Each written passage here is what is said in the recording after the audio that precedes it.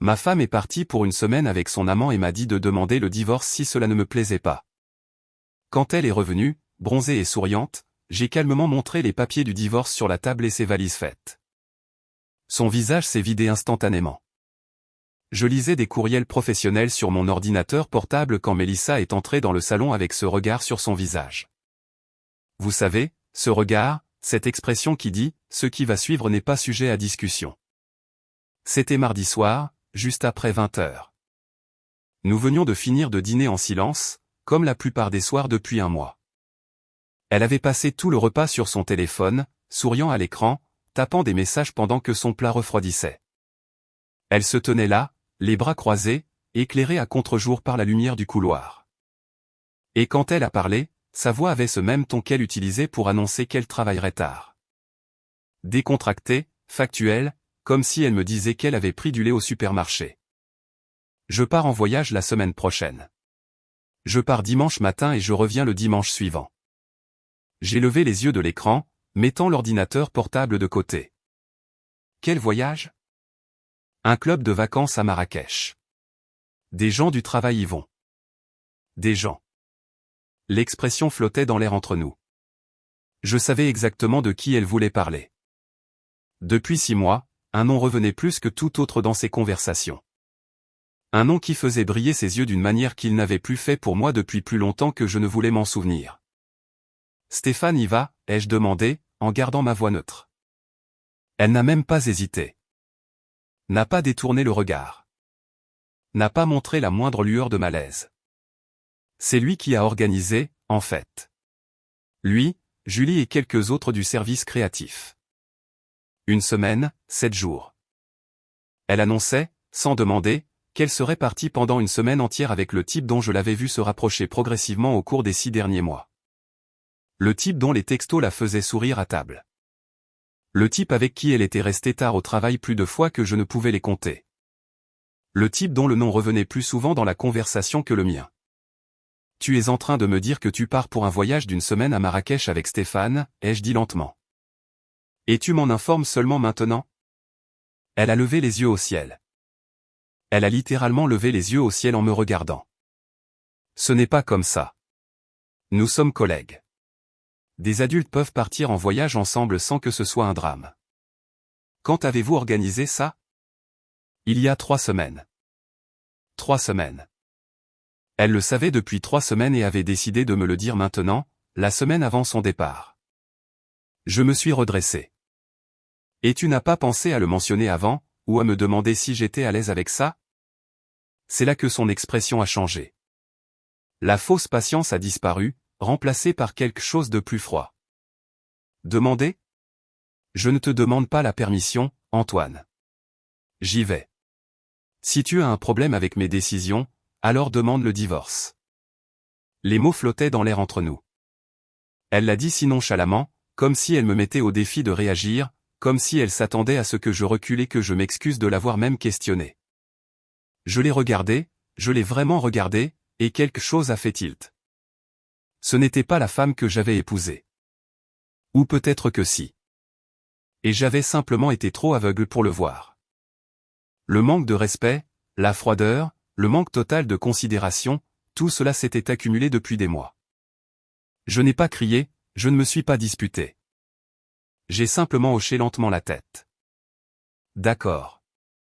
Elle a cligné des yeux, s'attendant clairement à plus de résistance. C'est tout ? Pas de grande scène ? Non. Tu as été clair. Elle m'a fixé un instant de plus, puis a haussé les épaules et s'est dirigée vers la chambre. Bien. Je fais ma valise ce soir. Le vol est tôt.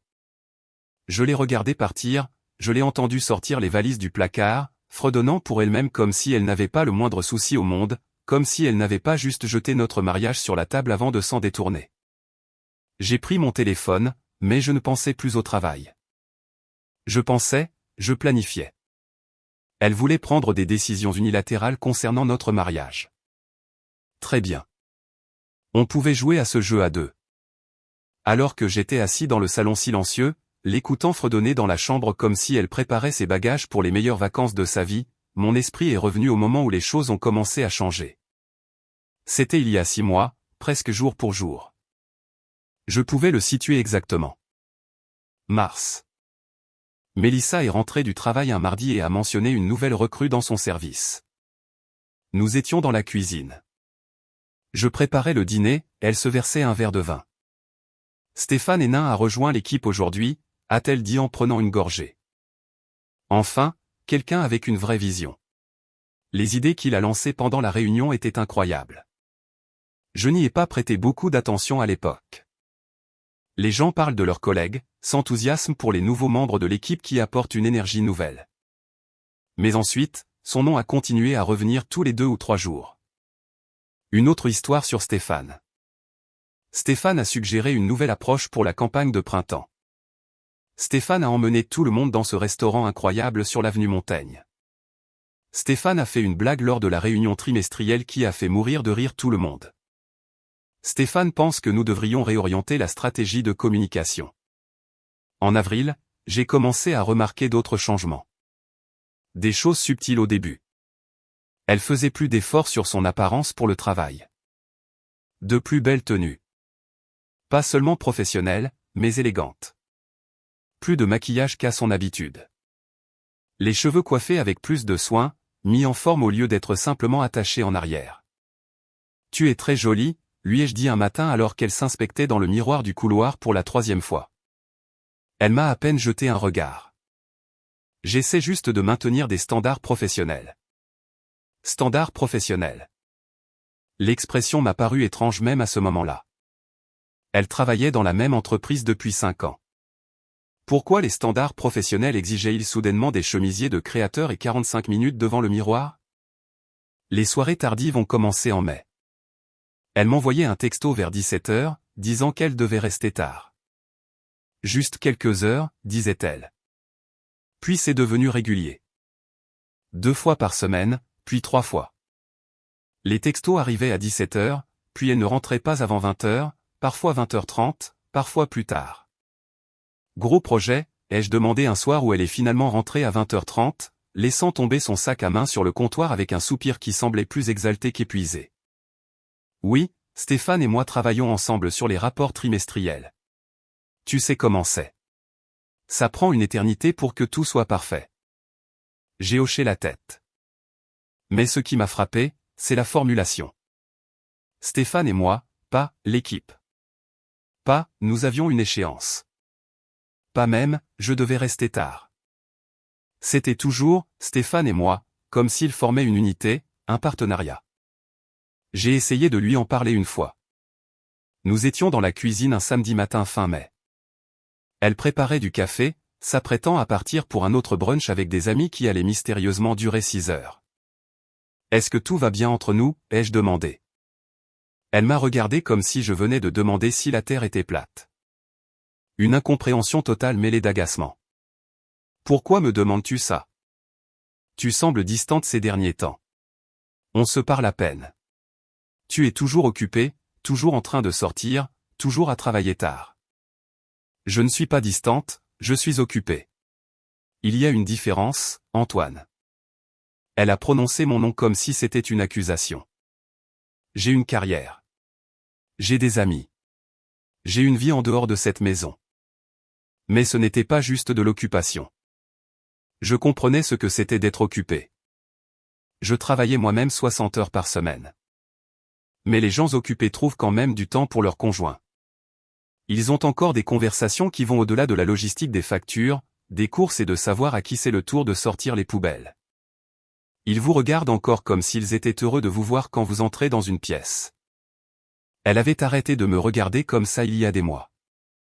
Maintenant, quand j'entrais dans une pièce, ses yeux se levaient de son téléphone une demi-seconde, enregistraient ma présence, puis retournaient directement à l'écran comme si j'étais un meuble. Un bruit de fond. En juin, j'ai remarqué les textos. Elle était assise à côté de moi sur le canapé, son téléphone vibrant constamment. Elle souriait à l'écran, répondait rapidement, souriait à nouveau. Quand je lui demandais à qui elle écrivait, elle disait, juste des trucs de travail, et détournait l'écran. Un soir, son téléphone était sur le comptoir pendant qu'elle était sous la douche. Il s'est allumé avec un message. Je ne l'ai pas pris, je ne l'ai pas lu, mais j'ai vu le nom. Stéphane Hénin. À 22h47.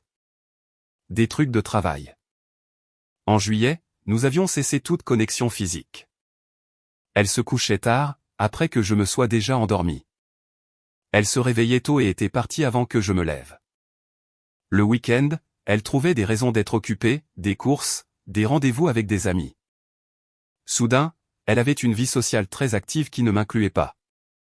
Les quelques fois où j'ai suggéré que nous fassions quelque chose ensemble, elle soupirait comme si j'étais difficile. J'ai été occupé toute la semaine. Je veux juste me détendre. Mais, se détendre, signifiait apparemment être sur son téléphone à envoyer des textos à quelqu'un qui la faisait sourire plus que je ne l'avais fait depuis des mois. Quelques semaines plus tôt, je lui ai posé la question directement. Nous étions dans la cuisine. Elle préparait du café avant de partir pour un autre brunch qui durerait encore 6 heures. « Es-tu heureuse, ai-je dit, dans ce mariage ?» Elle a remué son café, sans croiser mon regard. « Je ne sais pas pourquoi tu es si dramatique ces derniers temps. » Je ne suis pas dramatique. Je pose une simple question. Tout va bien. Tu te fais des idées. Mais elle n'a jamais répondu à la question. Il y a 2 semaines, elle est restée dehors jusqu'à minuit. Elle a dit que c'était un dîner de travail qui s'était prolongé. Elle est rentrée en sentant le vin et une eau de Cologne inconnue. Une eau de Cologne chère. Pas la sienne. Je n'ai rien dit, je l'ai juste regardé tituber jusqu'à la chambre en fredonnant. Et maintenant, ce mardi de fin août, l'annonce du voyage, la manière désinvolte dont elle me l'a jeté au visage, le manque total de respect ou de considération. Et quand je l'ai remise en question, quand j'ai osé suggérer que c'était inapproprié, elle m'a dit de demander le divorce, comme si elle le voulait, comme si elle me mettait au défi de faire enfin quelque chose à propos de la situation que nous savions tous deux exister, mais que ni l'un ni l'autre n'avions nommé à voix haute. Alors, j'allais le faire. Le lendemain matin, je me suis réveillé tôt et j'ai appelé un avocat spécialisé en divorce. Il était à peine 7 heures du matin, mais j'en ai trouvé un qui a répondu. Maître Lévy. Ses avis étaient solides, et quand j'ai expliqué la situation lors de notre consultation téléphonique, il n'a pas perdu de temps en fausse sympathie. Quand puis-je vous voir au plus tôt, ai-je demandé. 10 heures, si c'est urgent. J'ai pris un jour de congé. Le cabinet de Lévy était dans le 8e arrondissement, professionnel et efficace. Il avait la fin de la cinquantaine, direct. Le genre d'avocat qui traite des faits, pas des sentiments. Depuis combien de temps êtes-vous marié, a-t-il demandé. 8 ans. Des enfants? Non. Des biens? Propriété? Une maison à Saint-Cloud. À mon seul nom. Achetée 1 an avant notre mariage. Elle a emménagé après le mariage mais n'a jamais contribué au crédit ni aux réparations majeures. Il a tapé des notes sur son ordinateur. Bien. Cela simplifie considérablement les choses, surtout si vous n'êtes pas sous le régime de la communauté universelle. Véhicule? 2 voitures, prêts séparés, tous 2 à nos noms individuels. Compte bancaire? Compte chèque joint pour les factures du ménage. J'ai un compte d'épargne séparé sur lequel elle n'est pas. Elle a aussi son propre compte. Compte de retraite, investissement? Les miens datent d'avant le mariage, gardés séparément. Elle a son propre père par son travail. Il s'est penché en arrière dans son fauteuil. C'est simple. Quels sont les motifs? Infidélité. Elle est actuellement en voyage d'1 semaine à Marrakech avec l'homme avec qui elle a une liaison. Pouvez-vous prouver la liaison? 6 mois de changement de comportement, des soirées tardives constantes avec lui, des textos secrets. Elle m'a dit de demander le divorce si je n'aimais pas qu'elle parte en voyage, puis elle est partie. Bref. Maître Lévy a arrêté de taper. Elle a dit ça textuellement? Demande le divorce? Mot pour mot. Avez-vous ça par écrit? Message texte? Courriel? Non, c'était verbal, mais je suis certain que si on lui posait la question sous serment, elle l'admettrait. Il a réfléchi. Quand rentre-t-elle? Dimanche prochain après-midi. Nous pouvons faire rédiger et déposer la requête d'ici vendredi. Vous voulez lui remettre les documents vous-même pour l'informer? Oui, je veux être là. Il a hoché la tête comme s'il avait déjà entendu ça. La maison est à vous. Une fois la procédure engagée, vous avez tout à fait le droit de lui demander de partir.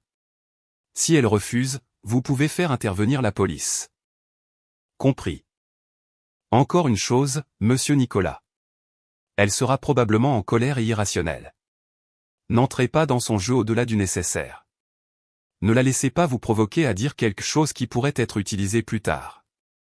Je ne le ferai pas. Les honoraires sont de 3 500 €. Nous allons agir vite. J'ai fait le chèque depuis mon compte personnel. Dimanche matin, je me suis réveillé pour trouver Mélissa déjà habillée. Elle portait de nouveaux vêtements de vacances que je n'avais jamais vus, visiblement achetés spécialement pour ce voyage. Ses cheveux et son maquillage étaient faits avec soin. Une grande valise rose se trouvait près de la porte d'entrée. Elle vérifiait son téléphone, souriant à l'écran. « Je t'enverrai un texto quand j'atterrirai », a-t-elle dit, sans me regarder. « Bon voyage », ai-je répondu, en gardant ma voix neutre. Elle a levé les yeux à cela, méfiante de mon ton calme. Elle a cherché dans mon visage de la colère, de la peine, quelque chose. N'a rien trouvé. A haussé les épaules, a pris sa valise et est partie. Je l'ai regardée depuis la fenêtre. Elle a chargé la valise dans sa voiture, a vérifié son apparence dans le rétroviseur, a ajusté ses cheveux, a souri à son reflet. Puis elle est partie sans un regard en arrière vers la maison. J'ai attendu que sa voiture disparaisse au coin de la rue. Puis j'ai ouvert mon ordinateur portable et vérifié mes courriels. Il y avait un message de Lévi. Objet, requête en divorce Nicolas, dépôt confirmé. Le reste de ce dimanche, j'ai parcouru la maison systématiquement. J'ai identifié tout ce qui lui appartenait, vêtements, articles de toilette, livres, décorations qu'elle avait apportées dans le mariage. J'ai fait une liste, puis je suis allé chez Leroy Merlin et j'ai acheté des cartons et des étiquettes. J'ai commencé à emballer méthodiquement. J'ai même pris des photos du contenu de chaque carton, une documentation intelligente au cas où j'en aurais besoin plus tard. Lundi, j'ai travaillé de la maison et continué à emballer. La chambre d'amis s'est remplie de cartons étiquetés, articles de salle de bain, vêtements de chambre, articles de cuisine qu'elle a achetés. Tout ce qui était venu avec elle ou qu'elle avait acheté pendant notre mariage est allé dans des cartons. Le mardi, la maison commençait à avoir une apparence différente, plus propre en quelque sorte. J'ai réalisé à quel point je n'avais jamais vraiment aimé son style. Des coussins avec des citations inspirantes, des décorations à la mode qui ne correspondaient pas à la maison. Tout cela allait dans des cartons. Mardi après-midi, j'ai reçu un appel de Lévi. Requête déposée ce matin. Le juge a signé. Elle sera officiellement signifiée, mais vous pouvez déjà lui présenter les copies certifiées. Parfait. J'ai fini d'emballer ces dernières affaires. 6 cartons au total, soigneusement empilés dans la chambre d'amis. Je les ai étiquetés, photographiés pour la documentation, puis j'ai cherché des serruriers. J'en ai programmé un pour dimanche après-midi, le jour de son retour. Mercredi, mon ami Benoît a appelé. Nous nous connaissions depuis l'université à Lyon. « Ça va, mec ?» a-t-il demandé. Tu as été silencieux. Je m'occupe de quelque chose. Je te mettrai au courant bientôt. C'est à propos de Mélissa? Oui, elle continue de faire ce truc où elle travaille toujours tard, entre autres choses. Il y a eu une pause. Si tu as besoin de quoi que ce soit, appelle. Je sais. Merci. J'ai gardé les détails pour moi. Inutile d'en parler tant que rien n'était finalisé. Jeudi, j'ai reçu le premier texto de Mélissa de la semaine. Juste une photo d'un coucher de soleil sur la plage avec la légende « C'est magnifique ici ». Pas de « Tu me manques ». Pas de « J'aimerais que tu sois là ». Juste une affirmation de la beauté de l'endroit où je n'étais pas. Je n'ai pas répondu. 1 heure plus tard, un autre texto « Le temps est parfait ». Je n'ai toujours pas répondu. Le téléphone montrait des accusés de lecture, donc elle savait que je voyais ses messages. Elle n'a pas demandé pourquoi je ne répondais pas. Cela m'a dit tout ce que j'avais besoin de savoir. Vendredi, j'ai récupéré les copies officielles de la requête en divorce déposée au cabinet de Lévi. Tout est en ordre, a-t-il dit en les faisant glisser sur son bureau. Ce sont des copies certifiées. Une pour elle, une pour vos dossiers. Je les ai placés dans une enveloppe Kraft et suis rentré chez moi. J'ai posé l'enveloppe sur la table de la cuisine où il serait impossible de la manquer en entrant par la porte d'entrée. La maison était impeccable, ses affaires en carton, les papiers prêts. J'ai travaillé une journée normale, répondu aux courriels, suis resté calme. Mentalement, j'ai répété la confrontation de dimanche. Je ne ressentais aucune anxiété, seulement de la clarté. Samedi, Mélissa a envoyé un autre texto. J'ai hâte de rentrer demain. Tu me manques. Le premier, tu me manques, de tout le voyage. Un emoji cœur. Après une semaine de quasi-silence. J'ai regardé le message pendant une minute entière. J'ai envisagé de répondre, puis j'ai décidé de ne pas le faire, je l'ai laissé sur « lu ». Ce soir-là, j'ai retrouvé Benoît pour un verre dans un bar à Oberkampf. « Tu sembles différent », a-t-il dit. « Plus calme que tu ne l'as été depuis des mois. » Je le suis. Tu vas me dire pourquoi. Bientôt. Tu verras. Nous avons parlé de choses normales, sport, travail, projet. J'ai réalisé que j'étais plus détendu que je ne l'avais été en 6 mois. Cela a confirmé ma décision. Dimanche matin est arrivé. J'ai reçu un texto à 14h30, j'atterris dans 30 minutes. Elle n'a pas demandé que je vienne la chercher à Orly. Révélateur. Je me suis positionné dans la cuisine avec mon ordinateur portable ouvert, essayant d'avoir l'air décontracté. Les papiers du divorce se trouvaient dans l'enveloppe sur la table, impossible à manquer. La porte de la chambre d'amis était ouverte, les cartons visibles. Mon cœur battait la chamade, mais mes mains étaient stables. À 15h20, j'ai entendu une voiture dans l'allée. Le moteur s'est arrêté. Une portière de voiture s'est ouverte et fermée. J'ai entendu le tintement des clés. La clé a glissé dans la serrure. La porte s'est ouverte. Mélissa est entrée. Et je devais admettre qu'elle était incroyable, spectaculairement bronzée. Ses cheveux châtain clair, décolorés par le soleil en un blond miel, brillaient de cette santé et de ce bonheur spécifique qui viennent d'une semaine passée à faire exactement ce que l'on veut avec exactement qui l'on veut. Elle portait une nouvelle robe d'été que je n'avais jamais vue, blanche avec des fleurs bleues, assortie à des sandales en cuir qui étaient également nouvelles. Tout en elle criait la romance de vacances. Elle a laissé tomber sa valise rose près de la porte avec un bruit sourd et s'est dirigée directement vers la cuisine, ses sandales claquant contre le parquet. Elle m'a à peine remarqué, moi qui me tenais là, appuyé contre le comptoir avec mon ordinateur portable ouvert devant moi. Elle a ouvert le réfrigérateur, la lumière inondant son visage alors qu'elle parcourait les étagères. Je meurs de faim. La nourriture de l'avion était horrible. Ils nous ont donné ces tristes petites boîtes à sandwich qui avaient le goût de carton.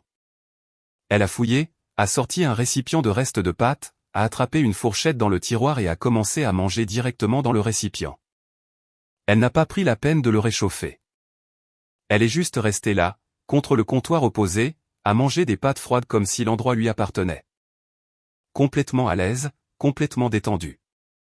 Comme si la semaine écoulée avait été parfaitement normale, comme si elle n'avait pas passé 7 jours au bord d'une piscine avec un autre homme pendant que son mari restait à la maison. Elle m'a enfin regardé, m'a vraiment regardé, et a légèrement froncé les sourcils. Tu es silencieux. J'ai gardé ma voix neutre, presque agréable. Bon retour à la maison. Elle a perçu la pointe de sarcasme sous-jacente, et son froncement de sourcils s'est accentué. Qu'est-ce que ça veut dire? C'était comment Marrakech? Son visage s'est immédiatement illuminé. Elle a souri. Un sourire sincère et radieux que je n'avais pas vu diriger vers moi depuis des mois. Incroyable. Absolument incroyable. Le club était magnifique. Juste sur la plage. Le temps n'aurait pas pu être meilleur. Pas un seul jour de pluie. La nourriture était délicieuse. Nous avons passé un moment tellement incroyable. Nous. Pas je. Nous. Elle n'a même pas remarqué son propre lapsus.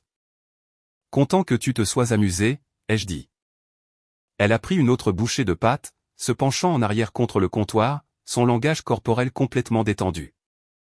Elle avait l'air si confiante, si certaine que tout était exactement comme elle l'avait laissé. Alors, dit-elle entre deux bouchées, en faisant tourner la fourchette, as-tu pensé à ce que j'ai dit avant de partir? J'ai légèrement penché la tête. À propos du divorce? Elle l'a dit si nonchalamment, posant la fourchette sur le comptoir, croisant les bras comme si nous discutions des plans du week-end ou de l'endroit où commander à emporter. Oui. Je le pensais. Tu sais, j'y ai beaucoup réfléchi, en fait. Si tu ne peux pas supporter que j'ai ma propre vie, que j'ai des amis, que je fasse des voyages sans avoir besoin de ta permission pour tout, alors peut-être que nous devons vraiment reconsidérer tout ça. Parce que je ne vais pas vivre ma vie sur des œufs, en m'inquiétant de savoir si tu approuves chaque décision que je prends. J'ai hoché lentement la tête, assimilant les mots, le sentiment de droit qui dégoulinait de chaque syllabe. Le recadrage complet de la situation pour faire de moi le méchant. Tu as raison.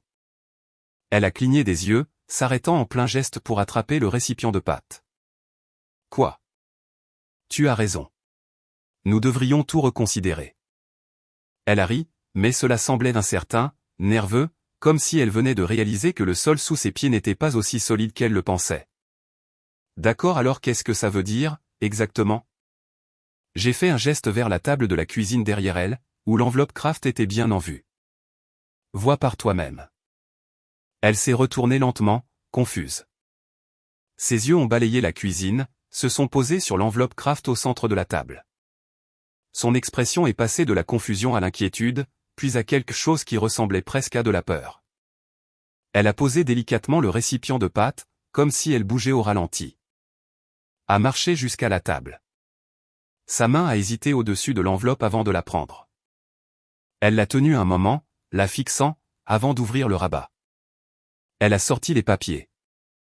J'ai observé son visage pendant qu'elle lisait. C'était comme regarder un accéléré de quelqu'un qui vieillit. La couleur a quitté ses joues, le bronzage paraissant soudain artificiel sur sa peau pâle. Ses mains ont commencé à trembler, les papiers bruissant dans sa prise. Ses yeux ont parcouru la première page. Puis elle est passée à la deuxième, à la troisième. Sa respiration s'est accélérée. Qu'est-ce que c'est? Sa voix n'était qu'un murmure, rauque et tendu. La requête en divorce. Comme tu l'as suggéré. Elle a levé les yeux vers moi, et pour la première fois en 6 mois, j'avais toute son attention. Ses yeux étaient grands ouverts, les pupilles dilatées. Elle avait l'air véritablement choquée. Comme si malgré tout, malgré la liaison, le manque de respect et la détérioration complète de notre mariage, elle n'avait jamais vraiment pensé que je le ferais. Tu plaisantes. Ce n'était pas une question. C'était une affirmation, une assertion désespérée que cela ne pouvait pas être réel. Non.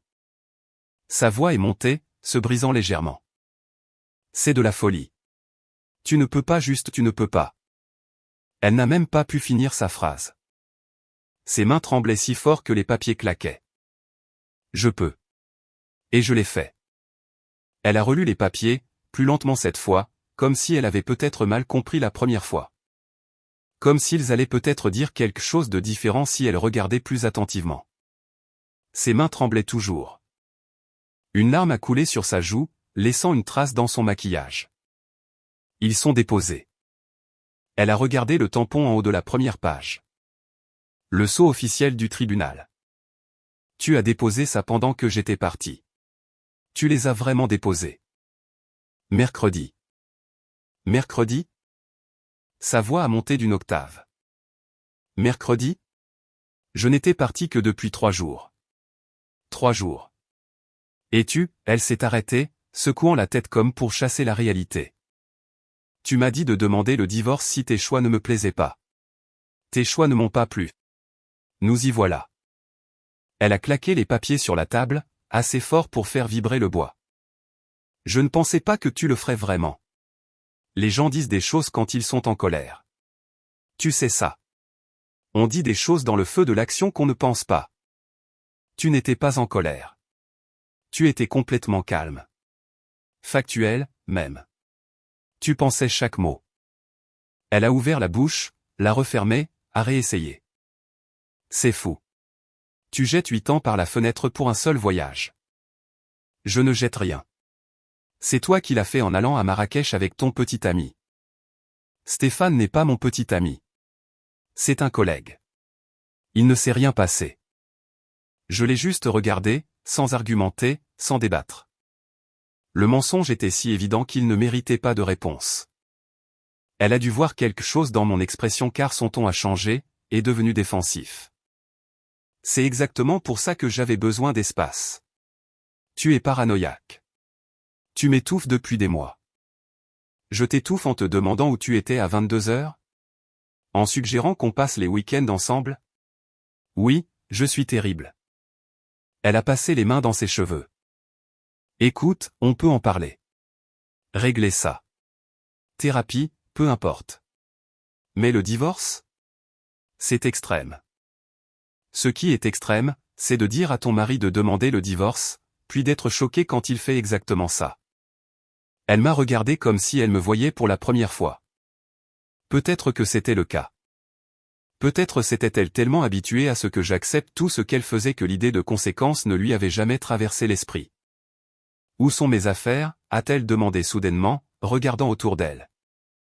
Où sont mes trucs de la salle de bain? Dans la chambre d'amis. Tout est emballé. Elle s'est précipitée dans le couloir.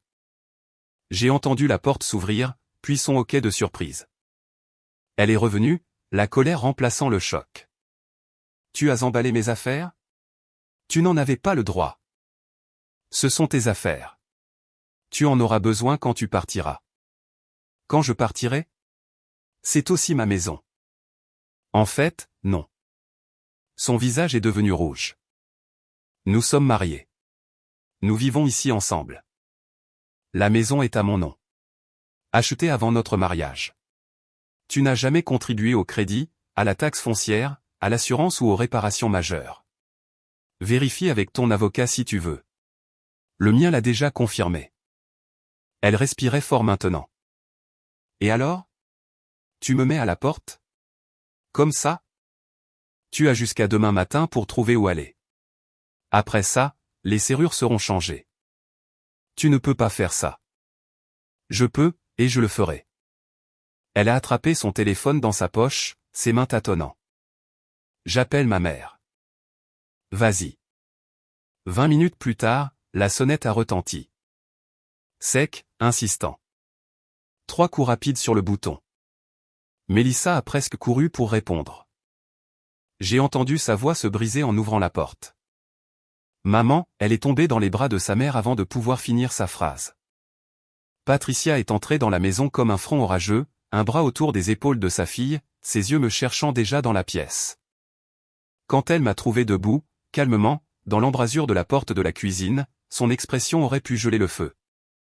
Patricia avait la fin de la cinquantaine, toujours bien habillée, toujours parfaitement apprêtée. Elle avait clairement fait savoir au fil des ans qu'elle pensait que Mélissa avait épousé quelqu'un d'un rang inférieur. J'étais ingénieur logiciel, stable et fiable. Mais Patricia voulait un médecin ou un avocat pour sa fille, quelqu'un avec plus de prestige, plus d'argent, de meilleure extraction, comme elle l'avait dit un jour après trop de vin à Noël. Que as-tu fait? A-t-elle exigé, sa voix tranchante et accusatrice. Pas, que s'est-il passé? Pas, qu'est-ce qui se passe? Que as-tu fait? Comme si c'était automatiquement ma faute. Je suis resté où j'étais, gardant ma voix égale et calme. J'ai demandé le divorce pendant qu'elle était en vacances avec un autre homme. Elle est partie en voyage d'affaires avec des collègues, la voix de Patricia a monté, résonnant dans le salon au haut plafond. Elle est allée dans un club de vacances à Marrakech avec un homme avec qui elle a une liaison depuis 6 mois.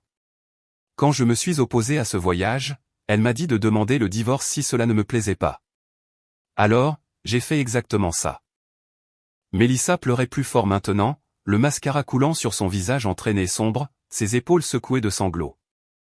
Il me met à la porte, maman. Il a emballé toutes mes affaires. Il change les serrures. Il ne veut même pas m'écouter. Le visage de Patricia est passé du pâle au rouge en un instant. Sa main s'est resserrée sur l'épaule de Mélissa. C'est sa maison. Tu ne peux pas la jeter dehors comme si elle n'était rien, comme si 8 ans de mariage ne signifiaient rien. J'ai soutenu son regard. La maison est à mon nom. Je l'ai achetée 1 an avant notre mariage. Elle a emménagé après le mariage, mais son nom n'a jamais été ajouté à l'acte de propriété. Elle n'a jamais contribué au remboursement du crédit. Jamais payé la taxe foncière ou l'assurance. Jamais payé pour les réparations majeures. Légalement, je peux lui demander de partir quand je veux. C'est ridicule. La voix de Patricia tremblait de rage. Maintenant, vous êtes mariés. Ce qui est à toi est à elle. C'est comme ça que le mariage fonctionne. Pas en France. Pas quand la propriété a été achetée avant le mariage sous le régime de la séparation. Vérifiez avec n'importe quel avocat si vous voulez. Le mien l'a déjà confirmé. Patricia a semblé vouloir argumenter davantage, mais elle a dû voir quelque chose dans mon expression qui lui a dit que ce serait inutile. Au lieu de cela, elle s'est tournée vers Mélissa, sa voix s'adoucissant. Prends tes affaires, ma chérie. Tu restes avec moi jusqu'à ce qu'on règle ça. Je ne pars pas, a dit Mélissa, sa voix tremblante mais défiante. Elle s'est dégagée de sa mère, se redressant. C'est ma maison. Je vis ici. Il ne peut pas juste me mettre à la porte. Ce n'est pas ta maison, ai-je dit doucement. Et si tu n'es pas parti d'ici demain matin, je ferai appel à la police pour te faire expulser. Mélissa m'a regardé comme si je l'avais giflé. Sa bouche s'est ouverte, s'est fermée, s'est rouverte. Tu ne ferais pas ça. Tu n'appellerais pas vraiment la police contre moi. J'ai soutenu son regard, sans ciller. Et c'est moi. Patricia a attrapé le bras de Mélissa.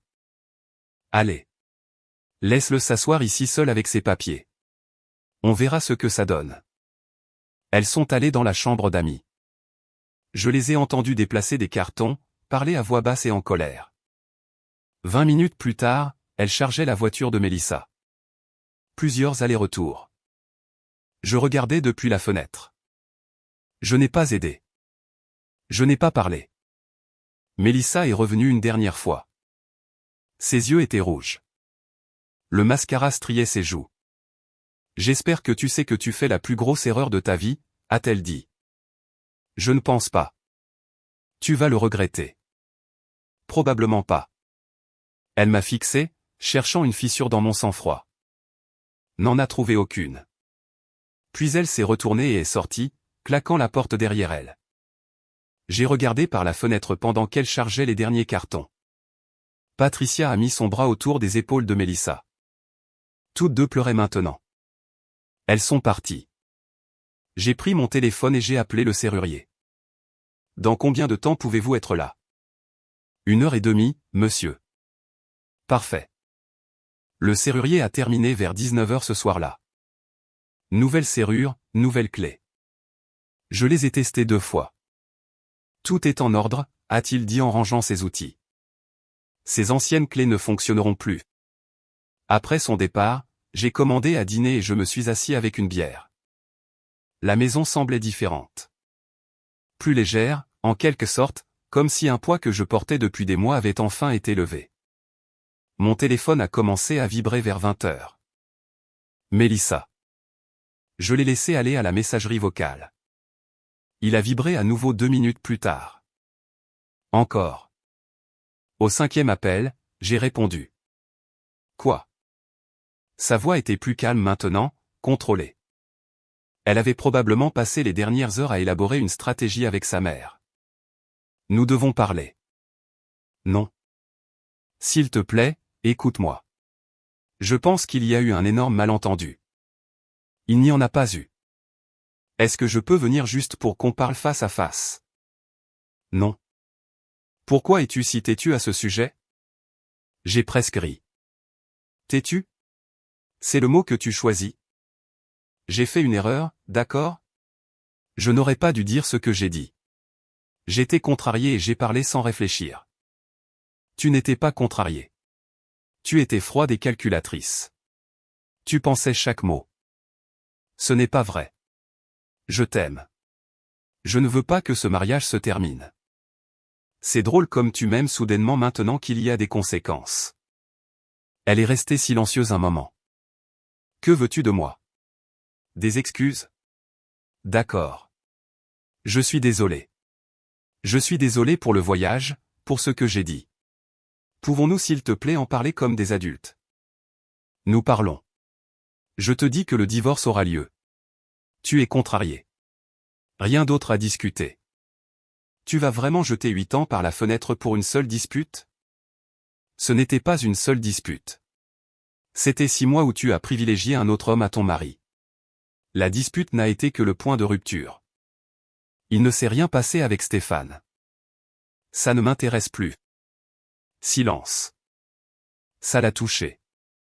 Ça ne t'intéresse plus? Non. Ce qui s'est passé ou non n'a pas d'importance. Tu as quitté ce mariage il y a des mois. Je ne fais que finaliser ce que tu as déjà décidé. Ce n'est pas juste. La vie n'est pas juste. Tu t'en remettras. J'ai raccroché. Elle a rappelé immédiatement. J'ai refusé l'appel. Elle a rappelé. J'ai éteint mon téléphone. Le lendemain matin, je me suis réveillé avec 17 appels manqués et 12 messages textes. La plupart étaient des variations de la même chose, s'il te plaît, parle-moi. On peut arranger ça. Tu me manques. Ne fais pas ça. Un seul se démarquait, cependant, envoyé à 2 heures du matin, tu vas regretter de m'avoir repoussé. J'ai des droits, moi aussi. La voilà. La colère sous les supplications. J'ai supprimé tous les messages et bloqué son numéro. Lundi après-midi, j'ai reçu un appel de Maître Lévy. L'avocate de votre femme a pris contact. Chantal Olivier. Elle est compétente. Que veut-elle? Discuter des termes du règlement. Elle conteste la maison. Elle dit que votre femme mérite une compensation pour 8 ans de mariage. Une compensation pour quoi? Avoir vécu sans payer de loyer. C'est essentiellement mon argument. Écoutez, elle va essayer de faire traîner les choses, de rendre la situation difficile, mais nous sommes en position de force. La maison est antérieure au mariage, pas d'enfants, revenus séparés. Ça devrait être simple. Bien. Une chose, elle prétend subir une détresse émotionnelle. Elle dit que vous l'avez prise par surprise, que vous lui avez causé un préjudice psychologique en déposant la demande pendant qu'elle était en vacances. J'ai vraiment ri. C'est elle qui m'a dit de divorcer. J'ai fait exactement ce qu'elle a suggéré. C'est ce que je pensais. Avez-vous ça par écrit quelque part? Non, c'était verbal. Nous allons travailler avec ça pour l'instant. Gardez le cap, n'entrez pas en contact avec elle. Toute communication passe par moi. J'ai déjà bloqué son numéro. Parfait. Vendredi soir, je faisais mes courses au Franprix de la rue du Commerce quand j'ai vu Julie au rayon des fruits et légumes. Julie travaillait avec Mélissa, était censée avoir participé au voyage. Julie m'a vu et son visage est devenu rouge. Elle a commencé à pousser rapidement son chariot. Julie, ai-je appelé? Elle s'est arrêtée à contre-cœur, s'est retournée. Une petite question. Étais-tu à ce voyage à Marrakech avec Mélissa? Elle a bougé mal à l'aise. Je ne pense pas que je devrais parler de ça. Donc, c'est un non. Elle a baissé les yeux sur son chariot. J'étais invité, mais je ne pouvais pas y aller. Un engagement familial. Alors, qui y est vraiment allé? Elle a hésité. Je crois que c'était juste Mélissa et Stéphane. Pas d'autres collègues. Julie a enfin croisé mon regard. Non. Je lui ai dit que c'était une mauvaise idée, mais elle n'a pas écouté. Elle le fait rarement. Julie a hoché la tête. Pour ce que ça vaut, je pense que tu fais ce qu'il faut. Elle a changé ces derniers temps. Pas en bien. Merci pour l'honnêteté. Elle a commencé à pousser son chariot pour me dépasser, puis s'est arrêtée. Il y a autre chose. Ils ne sont plus ensemble. Stéphane et Mélissa. J'ai attendu. Il a rompu il y a quelques jours. Il a dit que ce n'était pas ce à quoi il s'attendait. Je pense que le divorce lui a fait peur. J'ai assimilé cette information. Donc, il n'était là que pour le frisson. On dirait bien. Maintenant, elle n'a plus rien. Ce n'est plus mon problème. Julie a eu l'air compatissant. Non, je suppose que non. 3 semaines plus tard, Lévy a appelé avec une mise à jour. Elle a signé. Quoi? Elle a signé les papiers. Son avocate l'a convaincu que se battre ne ferait que coûter de l'argent sans aucun bénéfice. C'est fait. Vous êtes officiellement divorcés, en attente de la date finale au tribunal. Je me suis assis, digérant la nouvelle. C'était rapide. Elle n'avait aucun levier. Une fois que son avocate lui a expliqué qu'elle n'obtiendrait rien de plus que ce qui était offert, elle a réalisé que se battre était inutile. C'est quand la date au tribunal? Dans 4 semaines. Mais c'est une formalité. Tout est réglé. Après avoir raccroché, je suis resté assis un moment. Divorcé. Après 8 ans, cela aurait dû être triste ou définitif ou quelque chose du genre. Au lieu de cela, j'avais juste l'impression de fermer un chapitre que j'aurais dû fermer il y a des mois. J'ai appelé Benoît. Tu es libre ce soir? Oui. Qu'est-ce qui se passe? Le divorce est finalisé. On va dîner? Absolument. Au train bleu à 19h. À tout à l'heure. La date du tribunal est arrivée 4 semaines plus tard. 10 minutes devant un juge, des signatures sur des documents, et c'était officiellement terminé. Je suis sorti du tribunal de Nanterre en me sentant plus léger que je ne l'avais été depuis des années. Benoît attendait près de sa voiture. Qu'est-ce que ça fait? J'ai l'impression que j'aurais dû faire ça il y a 6 mois. Nous avons déjeuné dans un restaurant près de la place de la Boule. Il m'a demandé quels étaient mes projets, si j'allais vendre la maison, déménager. Pas la peine, ai-je dit. J'aime la maison. Elle est à moi. Pourquoi je partirais? C'est juste. 2 mois plus tard, j'étais chez Castorama à Vélizy pour acheter des fournitures quand j'ai vu Mélissa de l'autre côté du parking. Elle avait l'air fatiguée, plus mince, comme si elle avait perdu du poids. Elle m'a vu et a rapidement détourné le regard, se dépêchant vers sa voiture. Je n'ai rien ressenti. Pas de colère, pas de satisfaction, juste rien. C'est là que j'ai su que j'avais vraiment tourné la page. La semaine suivante, Benoît a mentionné qu'il avait entendu par des amis communs que Mélissa avait essayé de se remettre avec Stéphane. Il l'avait repoussé sèchement. Apparemment, il avait une nouvelle petite amie maintenant, quelqu'un de célibataire. Ça te dérange? A demandé Benoît. Pas le moins du monde. Et je le pensais. Elle avait fait ses choix. Privilégier l'excitation à la stabilité. Réduit son mariage en cendres pour quelque chose qui n'allait jamais durer. Maintenant, elle faisait face aux conséquences. Plus mon problème. 6 mois après la finalisation du divorce, j'ai eu un rendez-vous. Un café au café Charlot dans le Marais avec une femme nommée Claire que j'avais rencontrée par une relation de travail. Nous avons parlé facilement, ri des mêmes choses, prévu de nous revoir. En rentrant chez moi ce soir-là, j'ai réalisé quelque chose. J'étais heureux, véritablement heureux. Pas en faisant semblant, pas en me contentant, pas en cherchant des excuses, juste heureux. J'ai repensé à ce mardi soir d'où Mélissa avait annoncé son voyage, où elle s'était tenue dans notre salon et m'avait